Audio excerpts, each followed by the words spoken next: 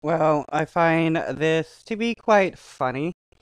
Two cops get shot, and now it's all the rage. We gotta be sad about cops getting shot. Well, we continue to follow breaking news this morning. Two LA County Sheriff's deputies are in the hospital after they were ambushed in Compton, shot multiple times. The suspect is still on the run. Now, that shooting happened just before 7 last night outside the Blue Line station on Willowbrook Avenue. KCAL 9's Joy Benedict is live at the scene with the latest for us on the investigation. Good morning, Joy. Good morning, Amy. Yeah, this is almost 12 hours now since the shooting took place, and there is still a very somber feel out here as the investigation does continue here on the scene. As you mentioned, we are here on the... Wow, okay, so when somebody shoots cops, there's an immediate investigation into what happens. But when cops murder people, there has to be riots and protests and whatnot in order for something to happen. Why is that? The Blue Line station. We are right across the platform from where this took place on Willowbrook. There is the car still over there. You cannot see it now from this angle that we are at. But this is where investigators say those two deputies were shot in their vehicle. The sheriff called it an ambush. Take a... Are you sure it's an ambush, or did the cops just not obey the orders of the person? Because as we know, disobeying orders is a justification for, shooting somebody else. So, Take a look at this security video. As you can see very clearly the scene from out here. Investigators say that it shows a man approaching the vehicle from behind. He appears to act like he's going to walk past the car, but instead turns and opens fire into the passenger side, then runs back the way that he came. Numerous rounds were fired into that vehicle. Two deputies inside were shot, but they... Maybe the cops were going for a weapon, and the guy had to defend himself. I mean, hey, who knows? We can use all the same excuses that cops use when they kill people to justify people killing cops.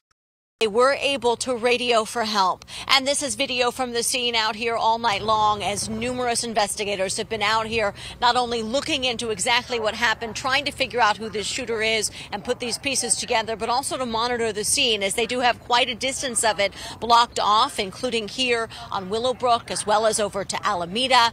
And also, although the Blue Line is still running this morning, it is not stopping here at this platform for obvious reasons. Of course, the other active area is the hospital. Both deputies were rushed to St. Francis Hospital by their comrades last night right after the shooting, and many members of law enforcement flocked to the hospital to show their support. In a news conference last night, Sheriff Villanueva called the shooting a cowardly act as he provided a little bit more information about those two deputies. Wow, they can do a full-scale investigation, block off a large section of the road, and the cops can show full support, and the comrades can drive them to the hospital after being shot and all this, but they can't do the same thing when one of their cops kills a person. Like Breonna, well, not in the same location, cops all nonetheless. Breonna Taylor, shot several times. They, instead of taking her to the hospital, they let her die. A 13-year-old boy in Utah shot 4 times. They handcuff him and let him sit there for a while. Lucky enough, he was taken to the hospital. Suffered shoulder, ankle injury, as well as an injury to his liver. Shot 4 times for running away.